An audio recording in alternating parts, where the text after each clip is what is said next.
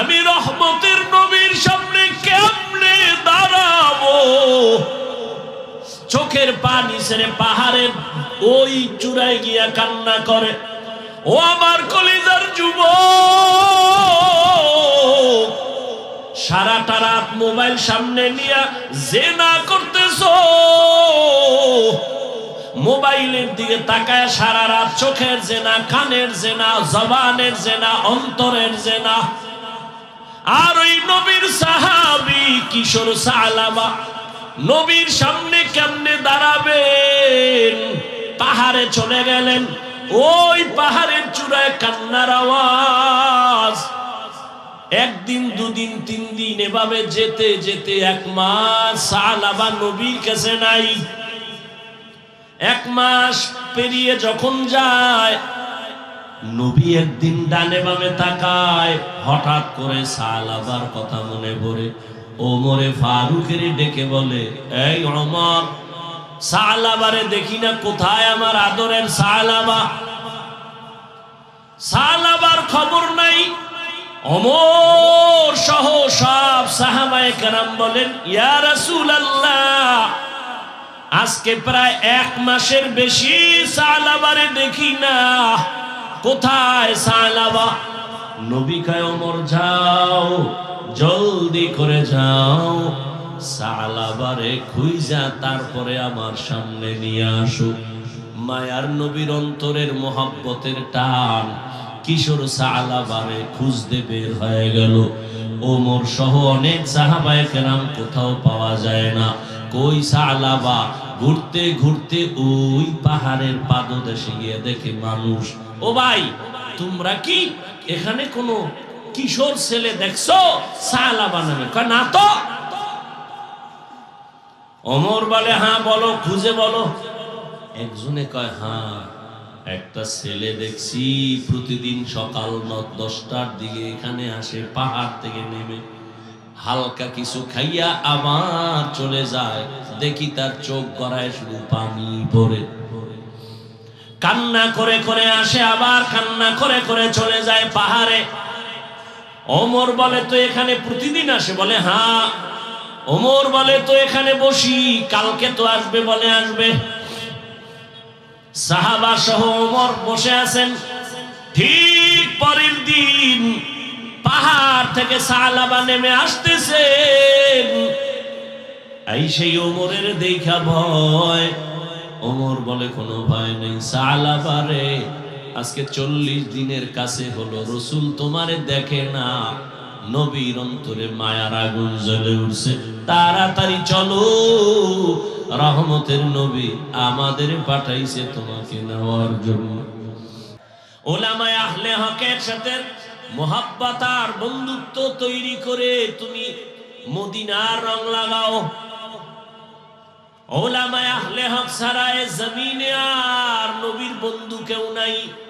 قال رسول الله صلى الله عليه وآله وسلم العلماء ورثة الأنبياء। রহমতের নবী বলেন, উলামায়ে কেরাম আমি মুহাম্মদ সহ সব নবী রাসূলদের বন্ধু ওয়ারিস। এদের মোহাব্বত অন্তরে জমা করে নেও। আমি নবী তোমাদেরকে সুপারিশের জন্য ওয়াদাবদ্ধ হয়ে গেলাম। উলামায়ে কেরামের সংস্রব ছাড়া জীবনে বান্দা মদিনার রঙে রঙিন হতে পারবা না। স্কুলে পড়ে ছেলেটার মাথায় টুপি, কলেজে পড়ে ছেলেটার গালে দাড়ি। মাদ্রাসার এই নমুনা তুমি কলেজে কই পাইলা? কলেজের মধ্যে কি এমন সুন্দর বয়ান চলে? কয় চলে না। তো কেমনে তুমি এই রং পাইছো? কলেজের স্টুডেন্ট বলে, একজন আল্লাহর প্রিয় বান্দা ওলি কামেল, তার নেক নজর লাগাইছি, এ কারণে আমার এখন কলেজে ক্লাস করি, টুপি ছাড়া ক্লাস করি না। মদিনার আদর্শের দাড়ি লাগায় ফেললাম। এরকম কি স্কুল কলেজের ছেলেরা নাই? রহমতের নবীর আদর্শ যতদিন পর্যন্ত তুমি নিজের মধ্যে নিবা না আল্লাহর জাতের কসম, রহমতের নবীর আদর্শ ছাড়া এই জমিনে কোনো শান্তি কেউ দিতে পারবে না। সব চাঁদাবাজার ধান্দাবাজেরা চাপাবাজি করে, এই করবে সেই করবে, করবে করবে বলিয়া কত চাঁদাবাজ কবরে গেল, কত চাঁদাবাজেরা জঙ্গলে পালাইল। আল্লাহর জাতের কসম, এই দুনিয়ায় কিয়ামত পর্যন্ত রহমতের নবীর আদর্শ ছাড়া কেউ শান্তি দিতে পারবে না। এ কথাটা চাঁদাবাজার ধান্দাবাজেরাও জানে, তবে মানে না কেন? ওদের চাঁদাবাজি চলবে না। যদি নবীর আদর্শ মানে তাহলে দুর্নীতিবাজের দুর্নীতি চলবে না, চোরের চুরি চলবে না। এই জন্যই চোরারা কয় হুজুর বয়ান করেন, রাজনীতি রস করবেন না। তোমার কথা যদি এমনই হয় ওয়াজের প্যান্ডেলে মোহাব্বতের কান্নার বয়ান চলবে, রাজনীতি যদি না চলে তো রাজনীতির নেতাদের বক্তব্য কেন দেওয়া হয়? আমগো বরিশালে বলে নিজের বেলায় টান্না ধরিস, অন্যের বেলায় বান্যা করিস। বদমাস এই চাঁদাবাজার ধান্দাবাজেরা, এরা মানুষের দুশ্মন, এরা মানবতার দুশ্মন, এরা জাতির দুশ্মন, এরা স্বাধীনতার দুশ্মন। ওরা সবাই চায় নিজের পেট, নিজের স্বার্থ, জাতি নিয়ে ভাবে না। আল্লাহর কসমে জাতি নিয়ে যারা ভাবে তারা শুধু ওলামায়ে কেরাম। ওলামায়ে কেরাম ছাড়া জাতি নিয়ে কেউ ভাবে না। কিন্তু পদে পদে চাঁদাবাজেরা মানুষের চোখে ধুলা দিয়া আলেমদেরকে দোষী বানাতে চায়। আল্লাহ যদি হেফাজত করে, কোন চাঁদাবাজার ধান্দাবাজ আলেমের ক্ষতি করতে পারবে না। কারণ আলেম দিন নাই রাত নাই নিজের ছেলে, নিজের মেয়ে, নিজের স্ত্রী, নিজের পরিবার সব বাদ দিয়া উম্মত নিয়ে দৌড়ায়। কই ঘুম কই খানা, সব আলেম ওলামারা এত মেহনত করে একমাত্র কারণ আমার মদিনাওয়ালা নবীর মোহব্বত অন্তরে জমা। আমি মাঝে মাঝে বলি সরকারি চাকরি করে, বেসরকারি চাকরি করে, ডিউটি করে কয় ঘন্টা? এই ঘুমান না, আমারে কামে লাগায় ঘুমাইতেছে। সরকারি বেসরকারি চাকরিজীবী কয় ঘন্টা চাকরি করে? 8 ঘন্টা চাকরি। বেতন কত? নিম্নে কত? নিম্নে 20,000। ডিউটি বলেন একজন মসজিদের ইমাম, তার ডিউটি কয় ঘন্টা? বলেন না কেন? বেতন কত? কত? এর তলে আরো কত মুক্তার দানা ভরে থাকে। আর একজন আলেম ইমামতি করে 24 ঘন্টা ডিউটি পালন করে, বেতন 5,000। সভাপতি দেয় মাসে 100, সেক্রেটারি 50, তাও ঠিক মতো দেয় না। মাঝে মাঝে ইমামের আবার ধমক দেয় রিক্সার ড্রাইভার। এক ওয়াক্ত নামাজ না পড়াইলে ধমক দেয়, হুজুর গেছিলেন কই? ইমাম বলে এত বড় সাহস তুমি কে? বলে আমি রিক্সা চালাই। ধমক দিলা কেন? পাওয়ার কি? বলে মাসে 5 টাকা বেতন দেই। এরকম বেয়াদব আছে না নাই?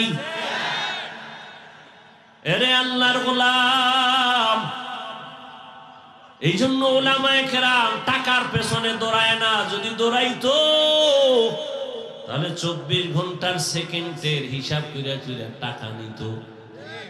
কোনদিন আফসোস করে না, বরদোয়া করে না, কত বেতন বাকি কিছু বলে না। আল্লাহর মোহাব্বত নিয়ে খেদমত করতেছে। এর কারণ একটাই, মদিনাওয়ালা নবীর আদর্শ তার ভেতরে। রহমতের নবী মক্কার জমিনে আসলেন এমন এক জায়গা যে মানুষগুলো পৃথিবীর ইতিহাসে জাহেল, বড় চরিত্রহীন। এমন এক জায়গা মক্কার জমিনের মানুষ। রহমতের নবী এমন এক আদর্শ নিয়ে মক্কার জমিনে আসছেন। নবীর আদর্শ এক পর্যায়ে তারা গ্রহণ করিয়া চরিত্রহীন মানুষগুলো এত দামি হয়ে গেল।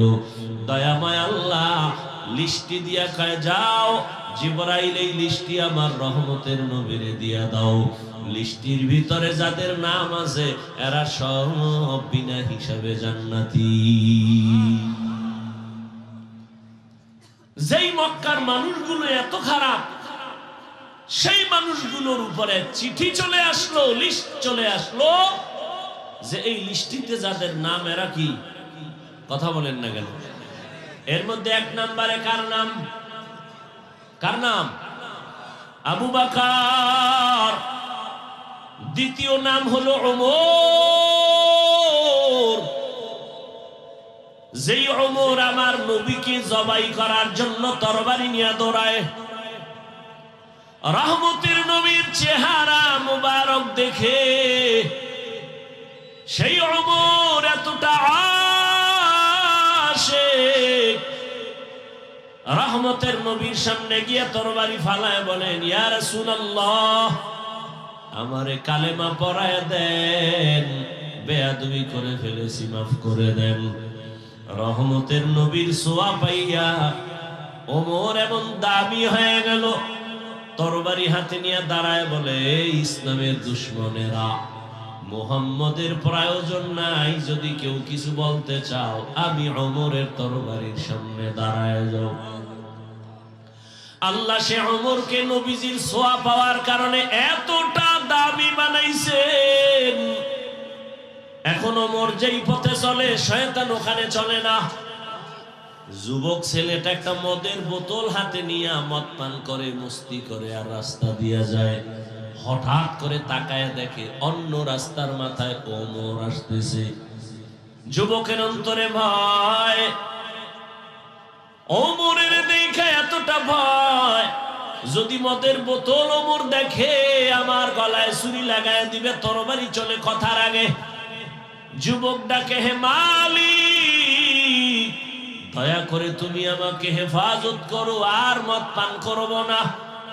ওমর সামনে আইসা এবার ডাক দিয়ে কয়, যুবক এই বোতলটা আমার হাতে দাও। যুবকের বোতলটা হাতে দিতে চায় না, যুবক কাঁপতেছে ভয়, বলে কাঁপো কেন? ভয় নাই, বোতল দাও। যুবক বোতলটা হাতের মধ্যে যখন দিছে, ওমরে ফারুক বোতলটা হাতে নিয়ে তাকায় দেখে এক ফোঁটা মদও নাই, পুরা বোতলটা সাদা দুধে ভরা। এখন মানুষ রহমতের নবীর আদর্শ কেমন? জীবনে নবী কোনদিন একটা মিথ্যা কথা বলেন নাই, কোনদিন আমার নবী কাউকে গালি দেন নাই। হাজারো গালি শুনছেন, নবী গালির জবাবও দেন নাই। আরো আশ্চর্য, রহমতের নবী কোনদিন দুটো চোখ মোবারক গরম করে কারো দিকে তাকান নাই। কেমন মায়ার নবী আমার! ওই নবী তার আদর্শ পাইয়া ওমর দামি হয়ে গেল, আবু বকর দামি হয়ে গেল। এরে নবীর উম্মতের দল, ওই নবীর আদর্শ ছাড়া আমি কসম করে বলেছি এই জমিনে শান্তি কেউ দিতে পারবে না। আজকে নবীর আদর্শ যার কাছে নাই, তার মতো অশান্তিতে কেউ নাই। আর এত ভেজালে ভরা বাংলাদেশ, এরপরেও নবীর আদর্শ আমাদের কাছে যাদের আছে, আমাদের মতো শান্তিতে এইখানো জমিনে কেউ নাই। নবীজির আদর্শ নিয়ে যারা আছে, এদের মতো সম্মানে শান্তিতে এখনো কেউ নাই। এরে নবীর উম্মত, রহমতের নবী আমার এমন এক আদর্শ দিয়ে গেলেন, কিয়ামত পর্যন্ত নবী চ্যালেঞ্জ করে গেলেন, এই আদর্শ যদি তোমরা ধরে রাখো জীবন চলে যাবে, কোনোদিন তোমার সম্মান আর ঈমান যাবে না। রহমতের নবীর আদরের একজন সাহাবী সালাবা তার নাম, অল্প বয়সে নবী বড় আদর করেন।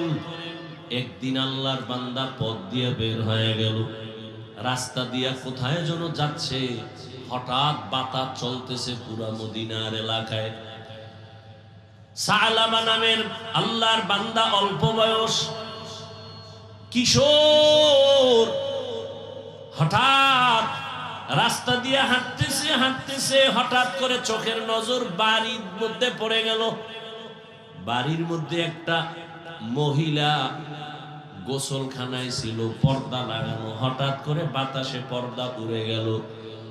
সালাবার চোখের নজরটা অনিচ্ছায় ওই মহিলার দিকে যখন পড়ে গেল, সাথে সাথে বাতাস আবার পর্দা ফালায় দিল। রহমতের নবীর আদরের সাহাবী, কিশোর সাহাবী সালাবা ভয়, ভাবতেছে কি হয়ে গেল, ভাবতেছে ভাবতেছে হঠাৎ অন্তরের মধ্যে এই পরিমাণ ভয়। রহমতের নবী আমার এত আদরের, এত আদর করে, আমি তো ইচ্ছা করে ওই মহিলার দিয়ে তাকাই নাই, হঠাৎ করে নজর পড়ে গেল। আমার মাওলায় যদি নবীরে জানায় দেয়, আমি কেমনে নবীর সামনে লজ্জায় মুখ দেখাবো। ঢুকছে অন্তরে, ঢুইকা এমন ভাবে এটাকে ভাবাইল।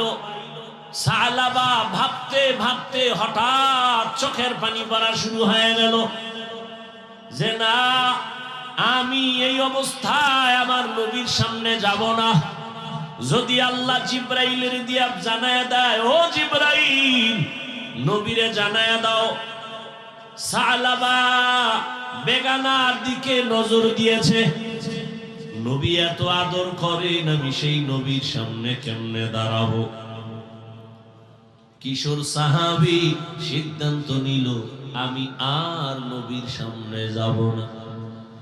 সিদ্ধান্ত নিয়ে রওয়ানা, পার্শ্বে জঙ্গল আর পাহাড়ের দিয়ে চলে গেল।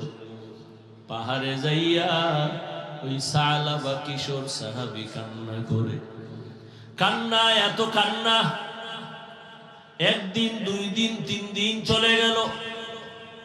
সালাবা পাহাড়ের চূড়ায় গিয়া কাঁদে, ও দয়ার মালিক, তুমি আমারে দয়া করে মাফ করে দাও, আমি রহমতের নবীর সামনে কেমনে দাঁড়াবো। চোখের পানি ছেড়ে পাহাড়ের ওই চূড়ায় গিয়া কান্না করে। ও আমার কলিজার যুবক, সারাটা রাত মোবাইল সামনে নিয়ে জেনা করতেছো, মোবাইলের দিকে তাকায় সারা রাত চোখের জেনা, কানের জেনা, জবানের জেনা, অন্তরের জেনা। আর ওই নবীর সাহাবী কিশোর সালাবা নবীর সামনে কেমনে দাঁড়াবেন। পাহাড়ে চলে গেলেন, ওই পাহাড়ের চূড়ায় কান্নার আওয়াজ। একদিন দুদিন তিন দিন এভাবে যেতে যেতে এক মাস সালাবা নবীর কাছে নাই। এক মাস পেরিয়ে যখন যায়, নবী একদিন ডানে বামে তাকায়, হঠাৎ করে সালাবার কথা মনে পড়ে। ওমরে ফারুকের ডেকে বলে, এই ওমর, সালাবারে দেখি না, কোথায় আমার আদরের সালাবা? সালাবার খবর নাই।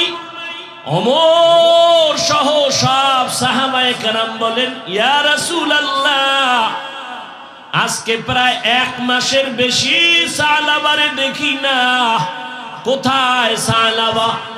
নবী কয়, ওমর যাও, জলদি করে যাও, সালাবারে খুঁজা তারপরে আমার সামনে নিয়ে আসো। মায়ার নবীর অন্তরের মোহাব্বতের টান কিশোর সালাবারে খুঁজতে বের হয়ে গেল। ওমর সহ অনেক সাহাবায়ে কেরাম, কোথাও পাওয়া যায় না। কই সালাবা? ঘুরতে ঘুরতে ওই পাহাড়ের পাদদেশে গিয়ে দেখে মানুষ। ও ভাই, তোমরা কি এখানে কোনো কিশোর ছেলে দেখছো সালাবা নামে? কয় না তো। ওমর বলে, হ্যাঁ বলো, খুঁজে বলো। একজনে কয়, হ্যাঁ, একটা ছেলে দেখছি প্রতিদিন সকাল 10টার দিকে এখানে আসে, পাহাড় থেকে নেমে হালকা কিছু খাইয়া আবার চলে যায়, দেখি তার চোখ গড়ায় শুধু পানি পড়ে। কান্না করে করে আসে, আবার কান্না করে করে চলে যায় পাহাড়ে। ওমর বলে তো এখানে প্রতিদিন আসে? বলে হ্যাঁ। ওমর বলে তো এখানে বসি, কালকে তো আসবে? বলে আসবে। সাহাবা সহ ওমর বসে আছেন। ঠিক পরের দিন পাহাড় থেকে সালাবা নেমে আসতেছেন। এই সেই ওমরের দেখা ভয়। ওমর বলে কোনো ভয় নেই। সালাবা রে, আজকে 40 দিনের কাছে হলো রসুল তোমারে দেখে না, নবীর অন্তরে মায়ার আগুন জ্বলে উঠছে, তাড়াতাড়ি চলো, রহমতের নবী আমাদের পাঠাইছে তোমাকে নেওয়ার জন্য। কি পরিমাণ ভালোবাসা! ওমর কান্না করে আর বলে, রে সালাবা, তোর কপাল ভালো, কারণ আমার মায়ার নবী তোমারে খুঁজতে পাঠাইছেন। সালাবা কাঁদে আর কয়, ওমর ভাই আমি যাব না, নবীর সামনে কেমনে দাঁড়াবো, আমি অন্যায় করে ফেলেছি, বড় লজ্জা পাই। ওমর বলে, রসুল থেকে ওয়াদা নিয়ে আসছি, তোরে না নিয়ে যাব না। সালাবার হাত ধরিয়া জোর করে মদিনার নবীর পথে রওয়ানা। রহমতের নবীর সামনে ওমর সালাবারে নিয়ে হাজির। সালাবা কান্না করে করে বেহুশ। মায়ার নবী বসায় কয়, আয় সালাবা, 1 মাস আমি তোরে দেখি না কেন? সালাবা কাঁদে, নবী আমারে আল্লাহ মাফ করবেনি। সালাবা কাঁদতেছে। নবী বলেন, আমার উরুর উপরে মাথা লাগাইয়া রেস্ট নাও, শুয়া শুয়ে একটু আরাম করো, কান্না বন্ধ করো, তুমি যদি অন্যায় করো আমার মাওলা মাফ করে দিবেন। সালাবা কান্না করে কান্না করে কান্না করে আর এদিক সেদিক দৌড়াতে চায়। রহমতের নবী বলেন, সালাবা কান্না বন্ধ করো, আর কাঁদিও না। সালাবা একবার নবীর উরুর উপরে মাথা লাগায় আবার বসে, আবার নবী শোয়া দেয়, আবার বসে। হঠাৎ করে কান্নার এক পর্যায়ে সালাবা কয়, ইয়া রাসূলুল্লাহ, আমার পিঠের মধ্যে পিপিলিকার মতো কি যেন হাঁটে। রহমতের নবী চোখের পানি ছেড়ে কয়, রে সালাবা, কালেমায়ে শাহাদাত পড়, আজরাইল এসে হাজির, তাড়াতাড়ি কালেমা পড়। সালাবা কালেমা পড়তে না পড়তে দেখে প্রাণ পাখি নাই। মায়ার নবী সালাবার মাথা ধরিয়া কাঁদতেছেন আর বলে, ওমর তাড়াতাড়ি জানাজা রেডি করো, সালাবার কবর খনন করো, জানাজার প্রস্তুতি নাও। ওমর সাহাবায়ে কেরাম সবাই রেডি, গোসলের ব্যবস্থা করো। কাফন পরানো হলো, গোসল করানো হলো। রহমতের নবী কয়, সালাবার খাটিয়া আমি মুহাম্মদের কাঁধে দাও, আমি সালাবার খাটিয়া কাঁধে নিয়ে যাব। ওমর বলে, আমরাও কাঁধে নিলাম, সবাই ময়দানে যাচ্ছি, জানাজা হবে। মানুষ, হাজারো মানুষ তৈরি হয়ে গেল ময়দানে। কিন্তু দেখি তাকাইয়া আমরা পুরা পাও ভর করে করে হাঁটি, কিন্তু রহমতের নবী শুধু বৃদ্ধাঙ্গুলের উপরে ভর করে করে হাঁটেন। ওমর বলে, ইয়া রাসূলুল্লাহ, এত কষ্ট করে পা মোবারক ফেলেন কেন? পুরা পা ফেলে হাঁটেন না কেন? রহমতের নবী বলেন, ও ওমর, জানো না, আমি দেখতেছি সালাবার উপরে আমার আল্লাহ এতটাই খুশি, আসমান থেকে কোটি ফেরেশতা ময়দানে হাজির। সালাবার জানাজায় হাজির হয়ে গেল। জানাজার পড়ার জন্য ফেরেশতারা এই পরিমাণ মাঠে আসে, আমি কদম দেওয়ার মতো জায়গা পাই না। আমি সালাবার জানাজার ইমামতি করব। ও এলাকা এলাকার মা বোনেরা, যুবক বাবারা, ওরে অনিচ্ছায় একটা মহিলার দিকে নজর পড়ায় যদি সালামা এত কান্না করে, ওরে তুমি কি পরিমাণ গুনার সাগরে ডুব দিছো। নবীর আদর্শের দাড়ি নাই, টুপি নাই, নামাজ নাই, আমার নবীর কাতারে কেমন করে দাঁড়াইবা? পায়ে হাত রেখে বলি এখনো সময় আছে, তওবা করো। আর জীবনে নবীরে কাদাইও না, দাড়ি কাটিও না রে যুবক। আমার নবীর আদর্শের মালা গলায় লাগাও, ওলামায়ে কেরামের পরামর্শ নিয়ে জীবন চালাও। আর দাড়ি কাটিও না, নামাজ ছাড়িও না। তোমার মতো কত জেনারেল সন্তানেরা জেনারেল লাইনে থাকিও চাকরি করে, ব্যবসা করে, নামাজ ছাড়ে না, বেপরদায় চলে না। তুমি কেন পারবা না? আল্লাহর কাছে তওবার নিয়ত করো, মরিয়া গেলে যাব, আর কোনোদিন দাড়ি কাটবো না, নবীর বিরুদ্ধে যাব না, নামাজ ছাড়বো না, মা বাবার সাথে বেয়াদবি করব না, নবীর তরিকা মেনে উলামায়ে কেরামের পরামর্শ নিয়ে চলবো। তওবা করার যদি নিয়ত হয়, খাঁটি তওবার নিয়ত যাদের আছে, দুটো হাত আমার আল্লাহকে দেখায় দাও। আয় আল্লাহ, হাতগুলো কবুল করে নেন, তওবা কবুল করে নেন। আয় আল্লাহ, তওবার উপরে মজবুত হইয়া চলার মতো তৌফিক দান করেন, আমিন।